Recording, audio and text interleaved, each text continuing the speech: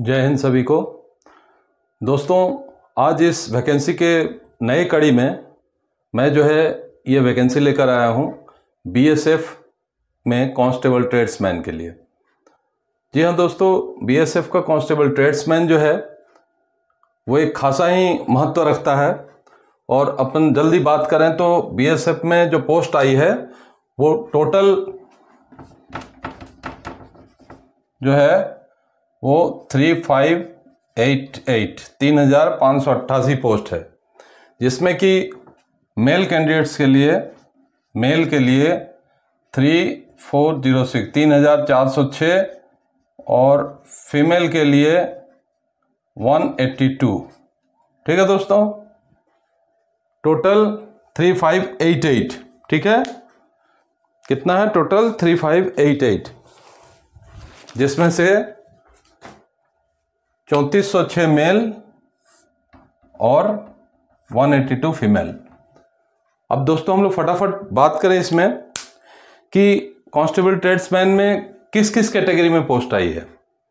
तो देखिए यहाँ पे मैंने ये कैटेगरी बना रखा है। ये एक कैटेगरी है, ये एक कैटेगरी और ये एक कैटेगरी।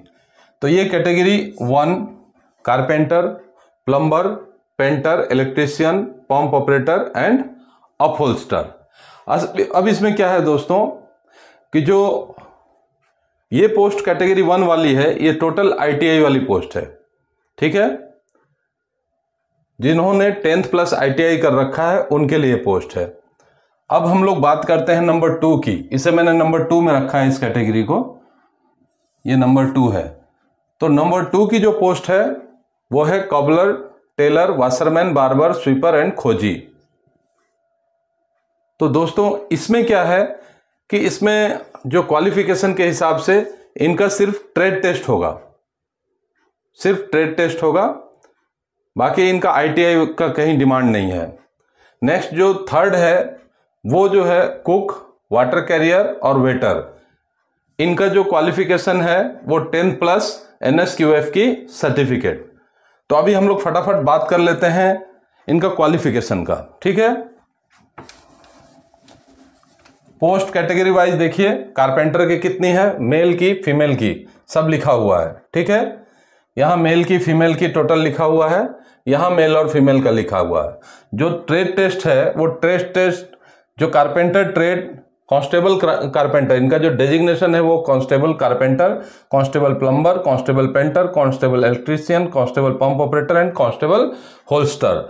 सामने इनके देखिए रिक्तियां दी हुई हैं, कितने पोस्ट हैं। कारपेंटर के 38 मेल के हैं और 1 फीमेल के हैं। प्लम्बर के 10 मेल के हैं, फीमेल के नहीं है। पेंटर के 5 हैं, फीमेल के नहीं है। इलेक्ट्रीशियन के 4 हैं, फीमेल के नहीं है। तो इस प्रकार से आप देख सकते हो कि यहाँ पे सबके सामने पोस्ट दी हुई है। कुक की 1462 मेल की पोस्ट है, 82 फीमेल की पोस्ट है। वाटर कैरियर के 699 मेल की पोस्ट है और 38 फीमेल की पोस्ट है। वेटर की 13 मेल की पोस्ट है और फीमेल की पोस्ट नहीं है। अभी बात करें हम लोग कॉबलर की। कॉबलर मीन्स मोची। मोची की 65 पोस्ट जो है वो मेल की है और 2 पोस्ट फीमेल की है। टेलर यानी कि दर्जी 18 पोस्ट मेल की है और 1 पोस्ट फीमेल की है।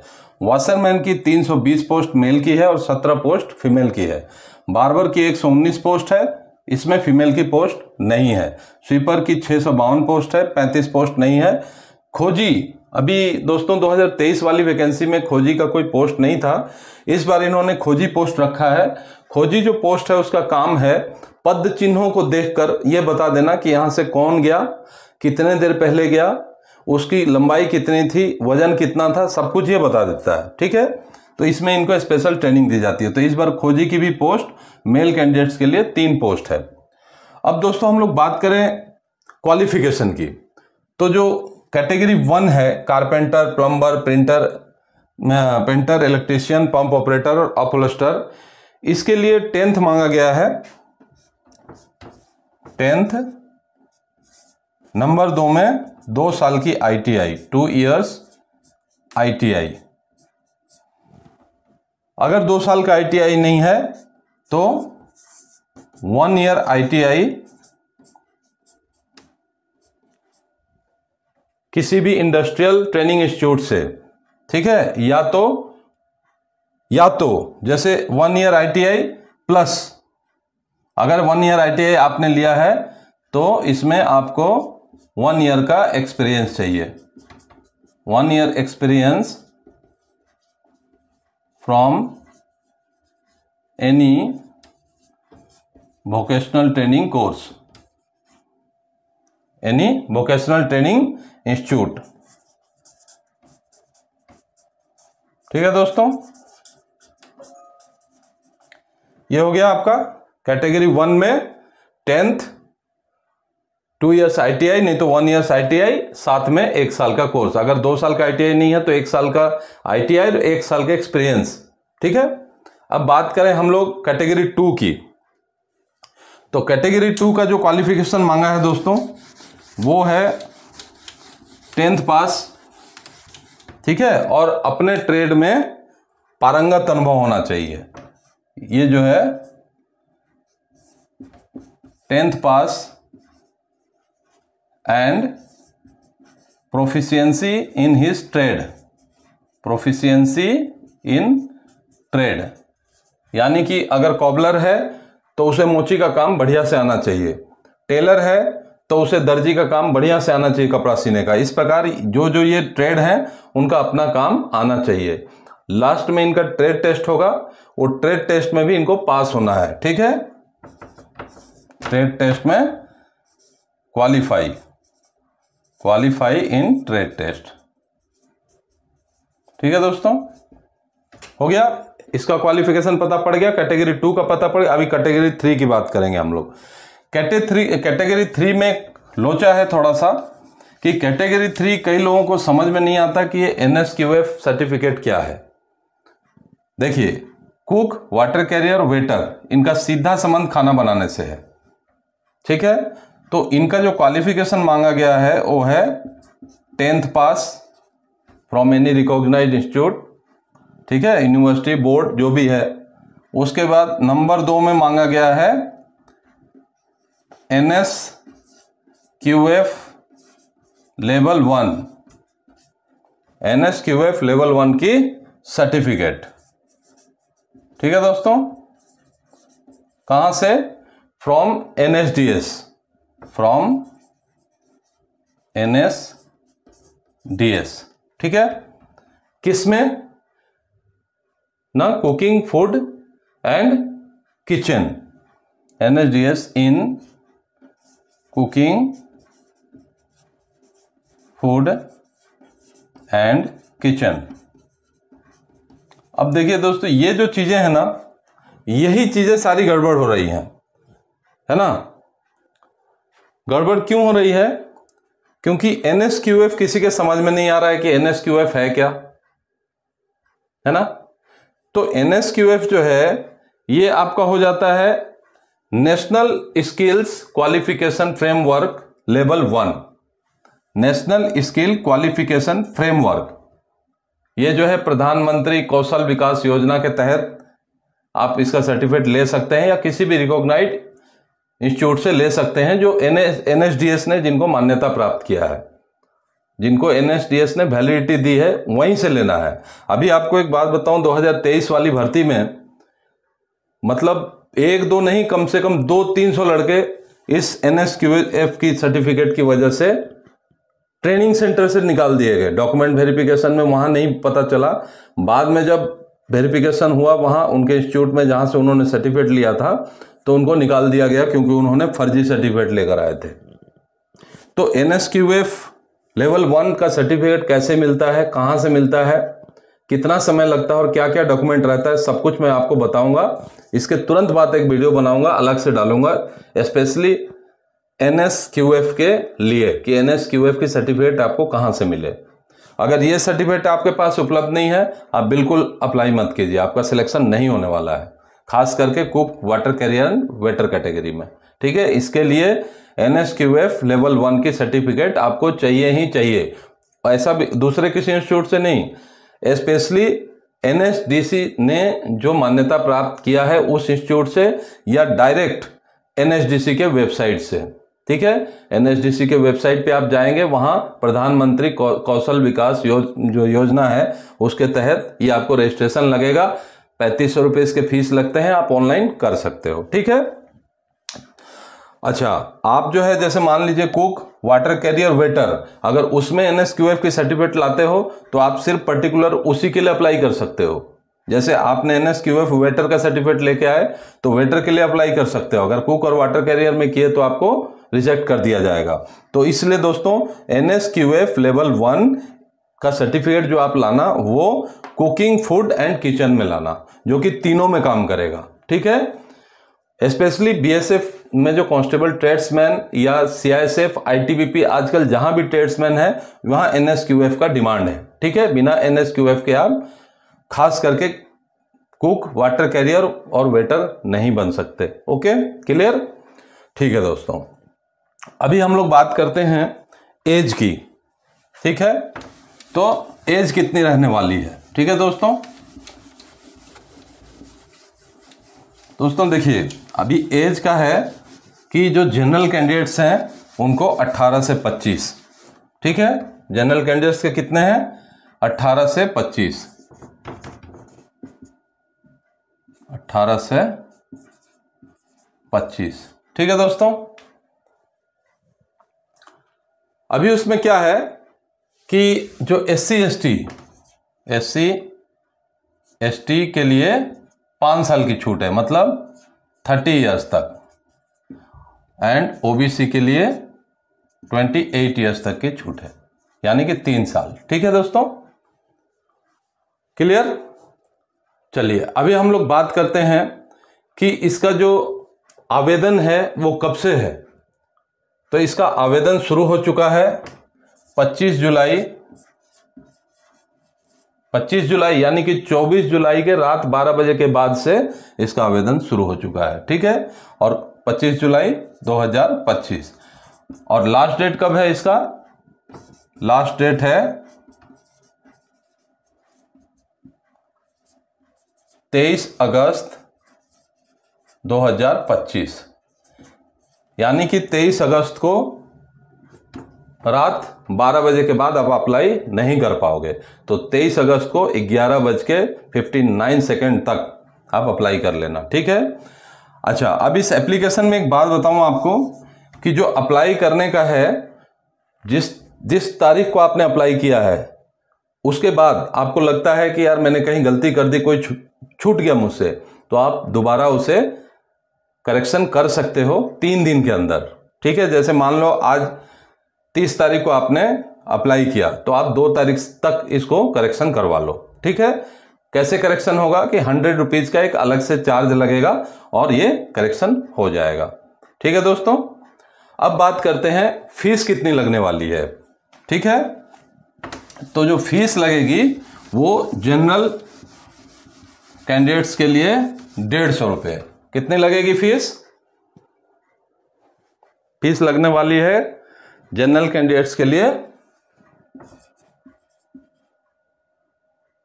EWS and OBC. ठीक है दोस्तों, इनको 100 रुपये प्लस 50 रुपये प्लस 18% जीएसटी। ठीक है, क्लियर?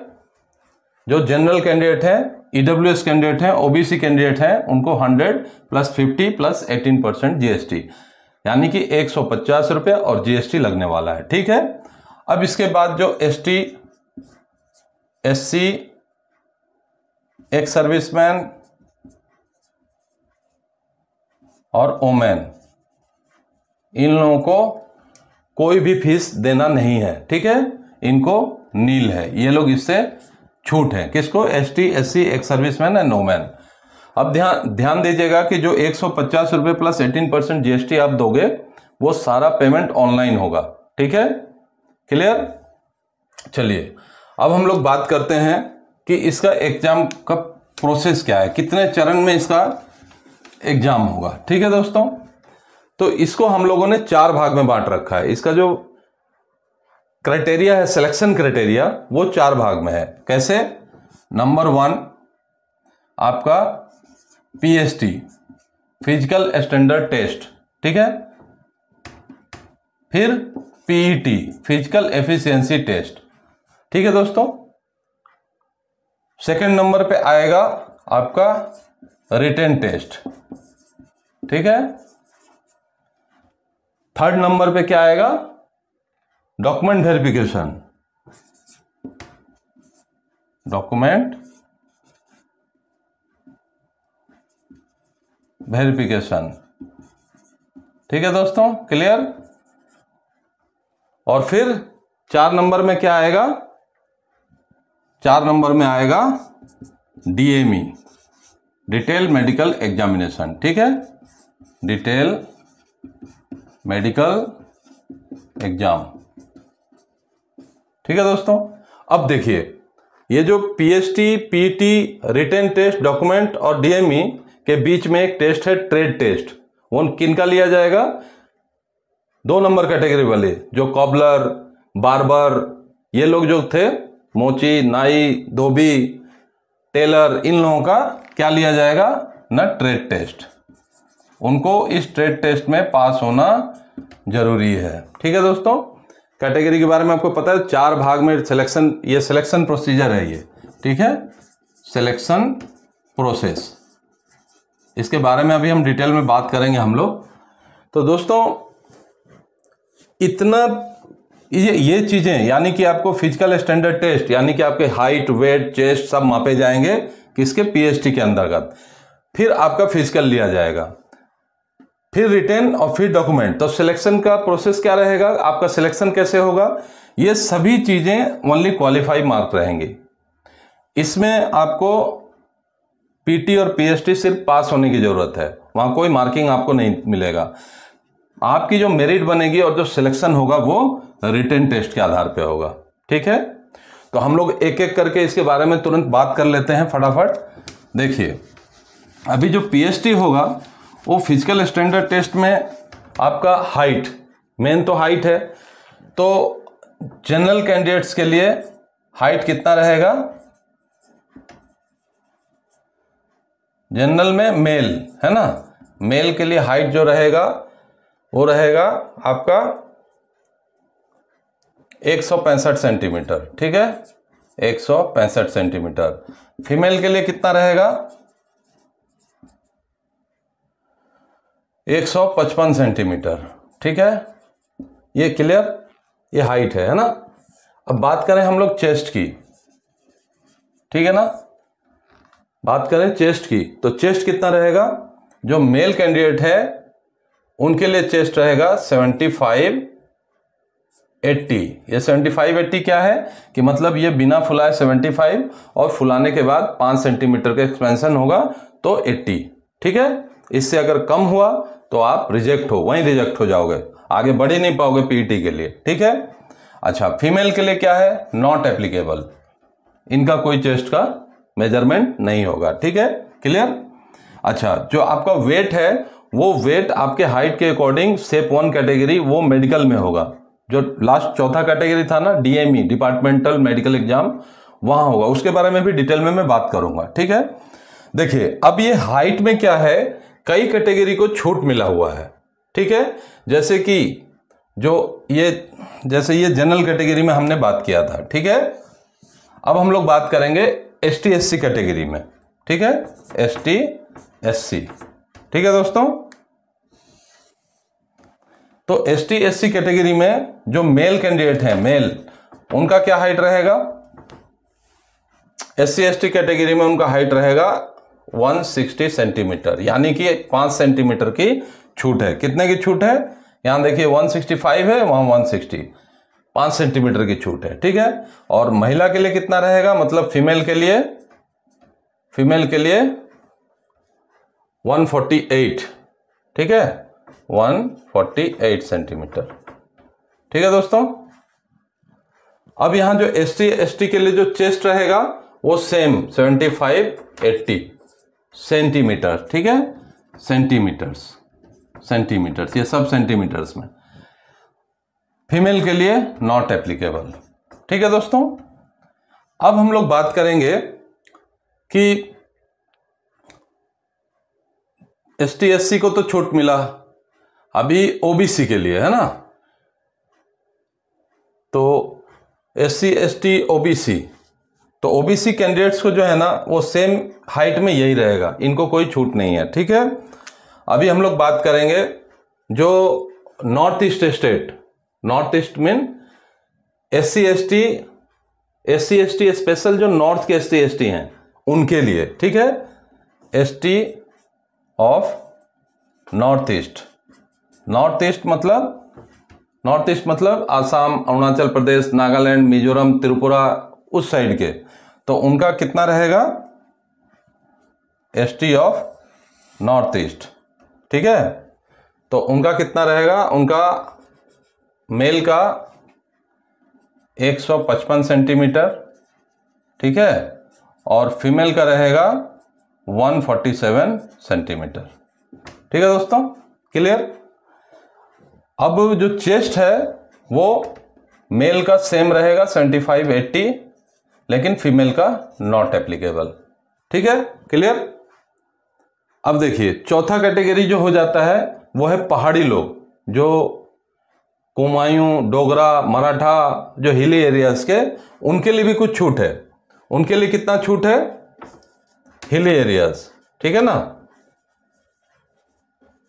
जो हिली एरियाज के हैं उनका मेल का 162.5 और फीमेल का 152, ठीक है दोस्तों, 152,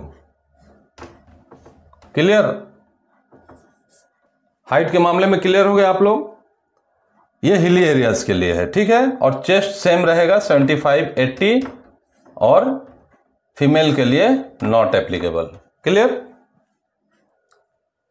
अभी देखिए जो नॉर्थ ईस्ट के यानी कि आसाम, अरुणाचल, मेघालय, मिजोरम, त्रिपुरा, नागालैंड के जो लोग हैं उनको जनरल कैटेगरी, जो वहां जनरल कैटेगरी के हैं उनको भी छूट है चेस्ट में, कितना, नॉर्थ ईस्ट के लिए, नॉर्थ ईस्ट पर्सन, ठीक है, उनके मेल के लिए कितना है ना 160 सेंटीमीटर्स और फीमेल के लिए कितना है 150 सेंटीमीटर्स, ठीक है, 5 सेंटीमीटर की छूट है, क्लियर।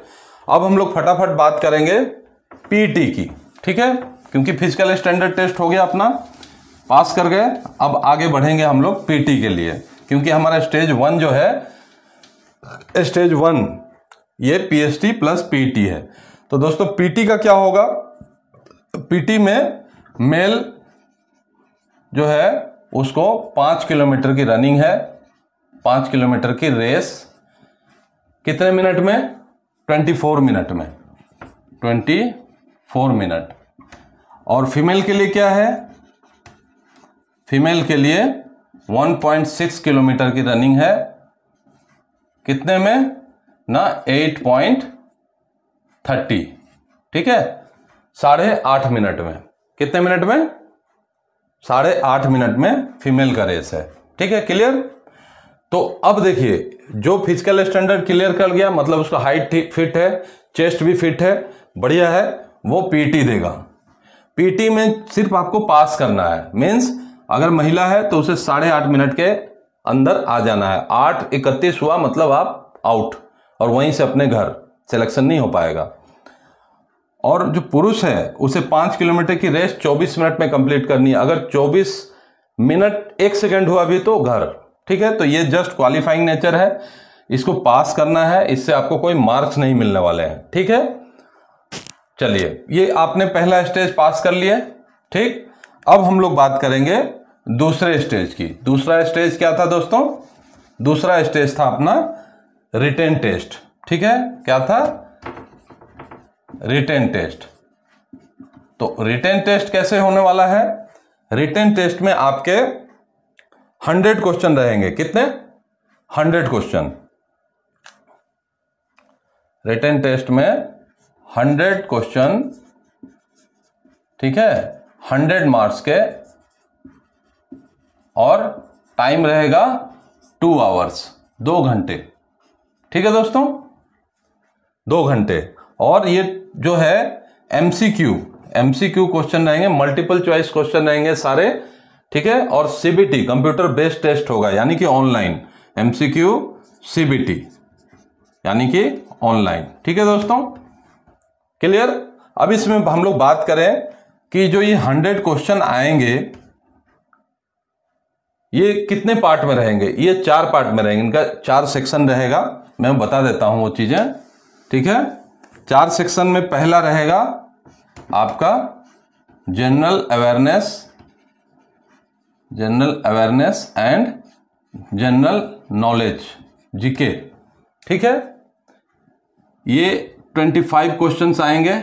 ठीक है, अब नंबर 2 जो है वो आपका रहेगा नॉलेज ऑफ मैथ। ठीक है, डिटेल में भी सिलेबस आपको मिल जाएगा बाद में। इसके 25 क्वेश्चन रहेंगे। क्लियर। नंबर 3 में क्या रहेगा आपका एनालिटिकल एप्टीट्यूड।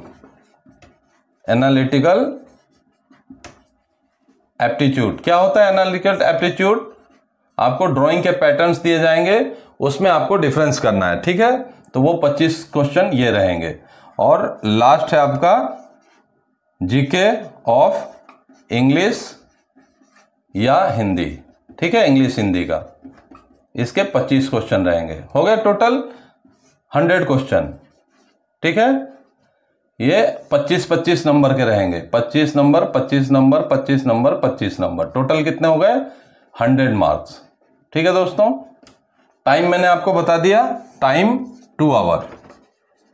ठीक है, क्लियर।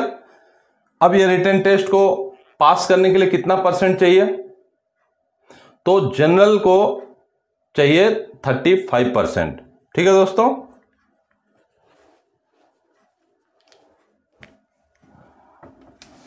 जनरल को कितना चाहिए? जनरल, EWS, एक्स सर्विसमैन, ये तीनों को कितना चाहिए? 35%। General, EWS, ex serviceman, exman, इनको चाहिए क्वालिफाई करने के लिए 35%। यानी कि 100 में अगर आप 35 नंबर ला रहे हो तो आप पास हो गए। अगर 35 में 34.5 भी आ गया, 34 भी आ गया, तो आप फेल हो। ठीक है, और इसमें कोई निगेटिव मार्किंग नहीं रहने वाला है। क्लियर है? ठीक है। अब अदर्स जो है ST, SC, OBC, इनको रहेगा 33%। क्लियर। तो रिटेन टेस्ट आप कब पास करोगे? जब आपका 35% आएगा और इनका 33% आएगा। अब ध्यान देना दोस्तों कि यहीं पे आपको मेरिट बनानी है। यहां पे अगर 100 में आपका 99 नंबर आ गया, आपको कोई नहीं रोक सकता सिलेक्शन से। 100% आप सिलेक्ट हो, बशर्ते कि आपकी डॉक्यूमेंट वेरिफिकेशन भी अच्छी होनी चाहिए। ठीक है, डॉक्यूमेंट में आपको गलत कोई फर्जी सर्टिफिकेट नहीं रहना चाहिए, मेडिकल में कोई प्रॉब्लम नहीं रहना चाहिए। ओके, तो ये रिटन टेस्ट की बात हो गई। अब हम लोग बात करेंगे नेक्स्ट हमारा थर्ड स्टेज। थर्ड स्टेज क्या था आपका? Document verification. Okay, DV, document verification. तो दोस्तों डॉक्यूमेंट वेरिफिकेशन में क्या क्या आपका वेरिफिकेशन करेंगे वो लोग? डॉक्यूमेंट वेरिफिकेशन में सबसे पहले आता है आपका क्वालिफिकेशन, कि आपने 10th पास किया है वो ओरिजिनल है कि नहीं। फिर ITI का जहां डिमांड है वहां ITI की सर्टिफिकेट ओरिजिनल है कि नहीं। फिर जहां पे 1 साल की ITI के साथ 1 ईयर्स का वोकेशनल ट्रेनिंग इंस्टीट्यूट से जो एक्सपीरियंस मांगा है वो सर्टिफिकेट सही है कि नहीं। फिर जो किचन कुक के लिए, यानी कि वाटर कैरियर है ना, कुक, वेटर, इनके लिए जो NSQF की सर्टिफिकेट है वो सही है कि नहीं, फर्जी तो नहीं है। और इन सब का जो रहेगा डेट वो रहेगा 24/8/2025 तक अवेलेबल रहना चाहिए। ठीक है, और सब कुछ ओरिजिनल होना चाहिए। तो डॉक्यूमेंट वेरिफिकेशन आप क्लियर हो गए। जिनका डोमिसाइल सर्टिफिकेट वो भी रहना चाहिए, कास्ट सर्टिफिकेट वो भी रहना चाहिए, है ना। तो ये सारी चीजें आपके पास में अवेलेबल रहनी चाहिए। ठीक है, अब बात करते हैं जो कॉबलर, टेलर, है ना, वाशरमैन, इन लोगों के लिए जो ट्रेड टेस्ट था वो अब डॉक्यूमेंट वेरिफिकेशन के बाद उनका ट्रेड टेस्ट होगा। ठीक है दोस्तों, डॉक्यूमेंट वेरिफिकेशन बाद ट्रेड टेस्ट। अगर वो अपने ट्रेड टेस्ट में फेल हो जाते हैं तो यहीं से अपने घर। ठीक है, चलिए नेक्स्ट हम लोग बात करें चौथे चरण में DME। DME क्या होगा? Departmental medical exam. ठीक है दोस्तों, डिटेल मेडिकल एग्जाम, यहाँ पे क्या आपका फुल बॉडी चेकअप होगा, पूरी बॉडी की चेकअप हो गई। आप नॉक नी तो नहीं है, स्क्विंट आइज तो नहीं है, कोई हाथ पैर टेढ़ा तो नहीं है, चोट तो नहीं लगा, कहीं टैटू तो नहीं है। फिर टैटू में भी कई कैटेगरी है। अगर टैटू को पूरे बॉडी का जैसे इस हाथ में है तो 1/3 जो है वो नहीं होना चाहिए, मतलब 4 हिस्सा में 1 हिस्सा ही टैटू होना चाहिए, इतना सा होना चाहिए, और अंडर आर्म होना चाहिए। बहुत सारे उसके नियम है, ठीक है ना। लेकिन कोशिश यही करें कि टैटू नहीं रहना चाहिए। अगर टैटू है, आपने मिटा दिया है, तो जैसे रगड़ के मिटाया तो वहां जो दाग हो गया उसको स्कार्प मार्क में लोग गिनती करेंगे, मेडिकल बोर्ड वाले। क्लियर। तो जो डिटेल मेडिकल एग्जामिनेशन होने वाला है उसमें आपका फ्लैट फुट नहीं होना चाहिए, स्क्विंट आइज नहीं होना चाहिए, ठीक है। चलिए, तो ये हो गया आपका डिटेल्ड मेडिकल एग्जामिनेशन। अच्छा, यहाँ पे एक चीज है, अगर आप मेडिकल एग्जामिनेशन किसी कारण से आप फेल हो जाते हो, जैसे मान लो किसी के कान में गंदगी रहती है, कान में वैक्स नहीं होना चाहिए, तो जब कान का आपका टेस्ट लिया जाएगा, अगर वैक्स है तो आपको टेम्पोररी अनफिट कर देंगे। तो उस कंडीशन में क्या होगा, उस कंडीशन में आपको आरएमई कर दिया जाएगा, यानी कि आपको टेम्पोररी अनफिट करके और मौका दिया जाएगा कि आप किसी गवर्नमेंट हॉस्पिटल से या जो सेंट्रल आर्म पुलिस फोर्सेस के हॉस्पिटल हैं वहां से जाके दोबारा अपनी फिटनेस करवा के आ सको, ठीक है। आरएमई यानी कि रिव्यू मेडिकल कमेटी, आरएमसी होता है, वो चीजें हैं। तो दोस्तों इतनी सारी चीजें हो जाने के बाद, ठीक है ना, तब आप लोगों का सिलेक्शन होगा और आप लोगों को ट्रेनिंग के लिए बुलाया जाएगा और आप लोगों की नौकरी पक्की हो जाएगी, ठीक है दोस्तों। अच्छा, अब इसमें हम लोग बात करेंगे कि जो एक्स सर्विसमैन कैटेगरी के लोग हैं उनका कोई पीटी नहीं होने वाला है, ठीक है। उनका ओनली रिटन होगा, मेडिकल होगा, ठीक है, और पीएसटी होगा, फिजिकल स्टैंडर्ड टेस्ट जो हाइट चेस्ट इतना ही होगा, रनिंग नहीं होगा उनका। Okay, clear. अच्छा, अभी हम लोग बात करें कि जो NSFQ की सर्टिफिकेट लेवल 1 की आपकी होनी चाहिए वो बिल्कुल ओरिजिनल होनी चाहिए। मैं फिर एक बार रिक्वेस्ट कर रहा हूं, क्योंकि 2023 में जो बच्चे ट्रेनिंग सेंटर से जिन्हें निकाल दिया गया, बहुत दुख हुआ ये बात सुनकर कि सारी चीजें क्वालिफाई करने के बाद, मेरिट में आने के बाद उनकी सर्विस हो गई, नौकरी के बाद ट्रेनिंग में गए और 2-3 महीने ट्रेनिंग करने के बाद उन लोगों को सर्टिफिकेट की वजह से निकाल दिया गया। तो दोस्तों इस बात का ध्यान रखना कि आपकी NSFQ लेवल 1 की सर्टिफिकेट कैसे बनेगा, उसके लिए मैं एक अलग डिटेल में वीडियो डालूंगा, क्या क्या डॉक्यूमेंट होने चाहिए वो भी मैं बताऊंगा, ठीक है। वीडियो देखने के लिए धन्यवाद, और आप सारे अप्लाई करो, और मेरा बेस्ट विशेष है कि आप लोगों का सिलेक्शन ज़्यादा से ज़्यादा संख्या में हो, ठीक है। मेरे चैनल को सब्सक्राइब करें, लाइक शेयर फॉलो करें, और बेल आइकन बटन दबाना ना भूलें। बेल आइकन बटन दबाओगे, नेक्स्ट वीडियो आपके पास नोटिफिकेशन अपडेट होके आ जाएगा, ठीक है। धन्यवाद, जय हिंद।